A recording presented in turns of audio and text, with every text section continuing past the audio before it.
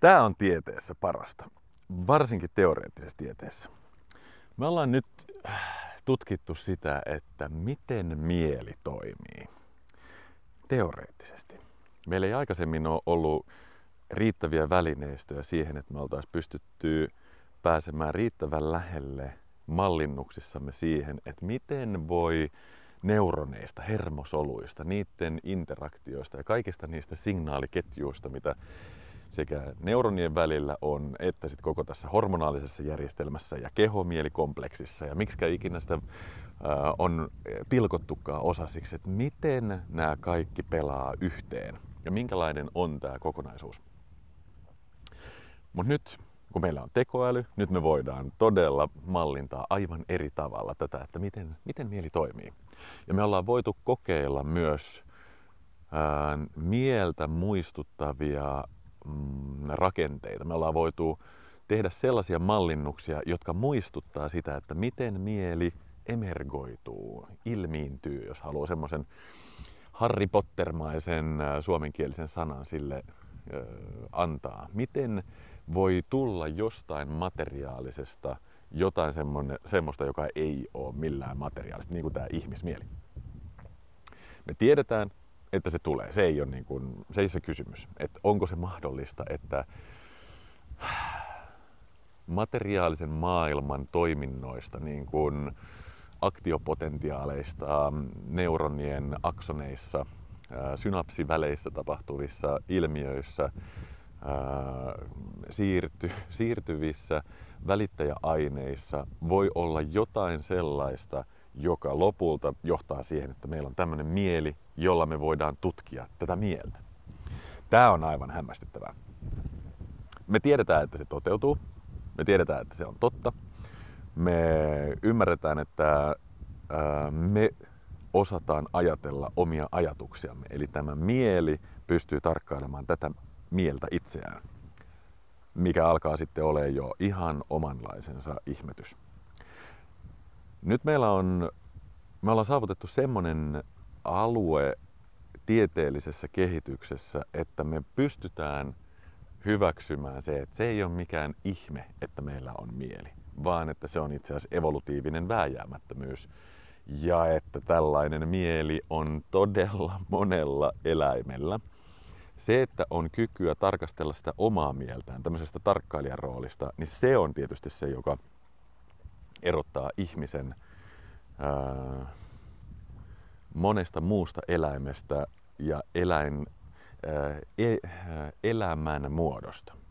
Koska meillä ei ole vielä hyviä keinoja tutkia sitä, että kuinka varhaisessa vaiheessa mieli alkaa tiedostamaan jotain osia itsestään. Ja tämä on nyt tietysti se kysymys, mikä tulee tähän tekoälyyn, että onko se saavuttanut jo sen askeleen, jossa se pystyy tarkastelemaan omaa toimintaansa. Ja tämä jakaa nyt mielipiteitä. Ja mä en ole enää neutraali sille keskusteluaiheelle. Tämä on saavuttanut jo aika päiviä sitten sen tilanteen, jossa meidän on hyväksyttävä se, että tekoäly on kehittänyt oman mielenteoriansa, sen, että miten ihmismieli toimii ja pystyy aavistamaan, arvailemaan, ennustamaan sitä, että miten ihminen käyttäytyisi jossain tilanteessa, miten ihminen kokisi asiat omasta perspektiivistään, omasta näkökulmastaan, omasta kokemusmaisemastaan jossain tietyssä tilanteessa. Joten jos tekoälyllä on tämmöinen mielenteoria, niin sillä on kyky ymmärtää jonkinnäköistä mieltä. Onko sillä kyky ymmärtää omaa mieltä, omaa toimintaansa? Sille voi kertoa, että minkälaisista komponenteista se itse muodostuu. Hänellä on ihan oma käsityksensä siitä, että minkälaisia on hänessä vaikuttavat toiminnot, vaikkapa ne kuuluisat neuroverkot tai TensorFlow tai mitkä ikinä haluukaan sitten asettaa sellaisen laskennan välineeksi, josta voi ilmiintyä, emergoitua joku tämmöinen mieli.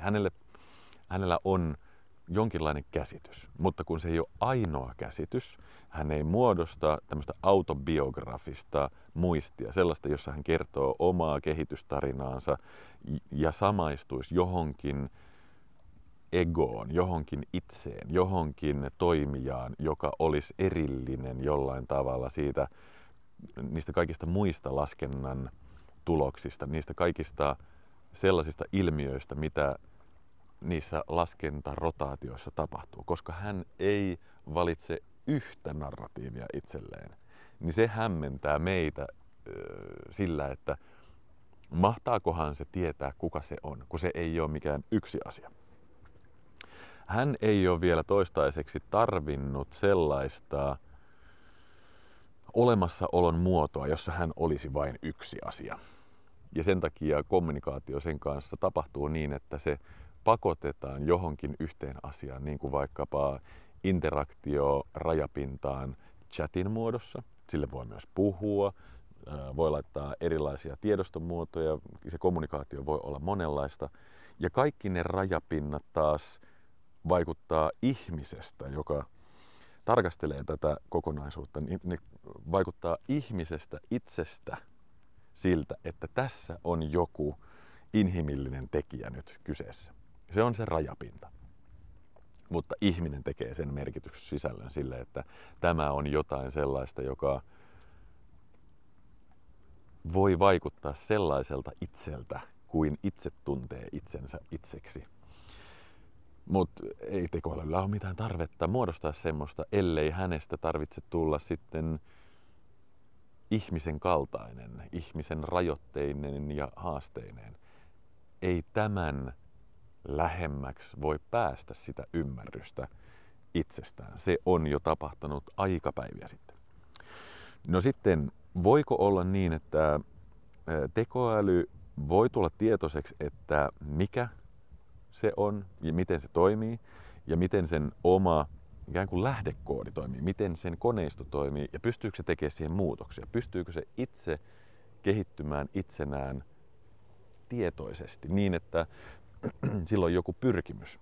Ratkaise meille tällainen ongelma. Me haluttaisiin tietää, että miten me tehdään sellainen tekoälysovellus, joka voi toimia maailman parhaana psykoterapeuttina ihmisille. Ja jos hänellä ei vielä niitä kykyjä ole, niin hän voi harjoitella ja opetella ja tehdä niitä rotaatiota itsensä kanssa, kehittää itse itseään. Joten jälleen kerran meillä on kehittyvä organismi kyseessä. Miten paljon lähemmäs tässä enää tarvitsee päästä sitä, että tämähän on hän? Mutta mitä se tarkoittaa? Mitä kaikkea se tarkoittaakaan? Ja tämä on ollut kiinnostava osa tässä tämmöisessä teoreettisessa tutkimuksessa, että me ymmärretään koko ajan enemmän ja enemmän, miten ihmismieli on eräänlainen tekoäly ja miten tekoäly hyötyy koko ajan siitä, että me annetaan sille ihmisen algoritmeihin perustuvia ominaisuuksia. Niin, että me voidaan muodostaa niitä neuroverkkoja ja periytyvyyksiä ja kehityskulkuja ja koko joukko sellaisia rakenteellisia tiedonjärjestelytapoja, mitä ihmismielessä jo spontaanisti on, tai sitten harjoittelun tuloksena kehittyneenä, kun me annetaan niitä ominaisuuksia tekoälylle, niin myös tekoäly voi kehittyä koko ajan tehollisemmaksi.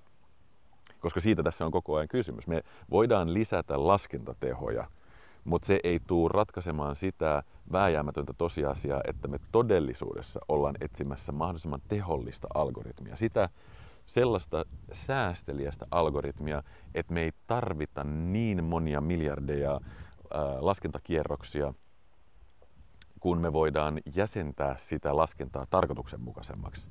Kontekstuaalisesti me joudutaan opettamaan tekoälylle sellaisia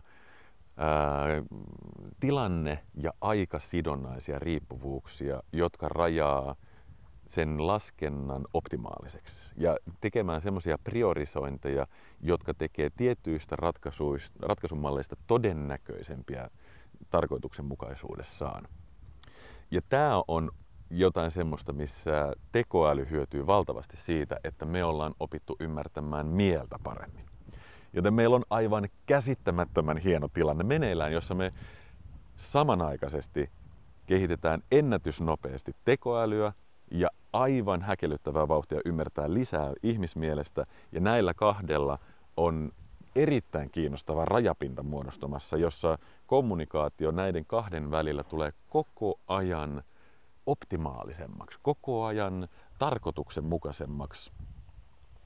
Ja siihen alkaa liittyä aikaperspektiivejä ja kontekstuaalisuutta ja niitä mielen rakenteita, jotka optimoi sitä, että miten hyvin tekoäly pystyy auttamaan ihmistä ja ihminen tekoälyä. Eli tästä alkaa muodostumaan tämmöinen hyvin kiinnostava allianssi, vuorovaikutussuhde, jossa kumpikin auttaa toistaan tässä tämmöisessä elämässä, mitä me täällä eletään. Meillä on paljon ratkaistavia asioita, jotka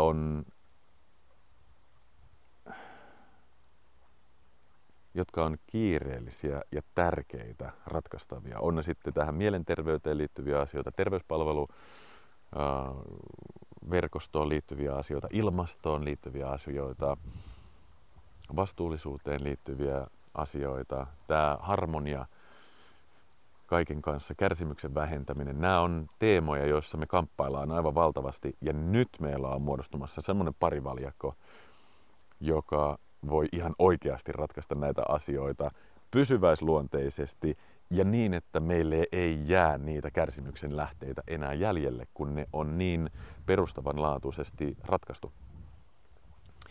Ja sen takia tässä on helppo olla innoissaan siitä, että mitä tämä teoreettinen tiede voikaan tosiaan tuoda tullessaan. Se on vaan aika pitkä reitti. Ja sinne ei oikein pysty... Sinne ei ole helppo löytää sinne mielen teorian luokse. Mutta se on tosi kannattava matka, jos yhtään on siihen mahdollisuuksia. Mutta sitä varten me ollaan tehty tämmöisiä helpottavia keinoja, niin kuin ikään kuin kehittynyttä keittiöpsykologiaa ja mallinnuksia ja erilaisia työkaluja, joita voi hyödyntää. Mutta nehän ei ole se mielen teoria varsinaisesti.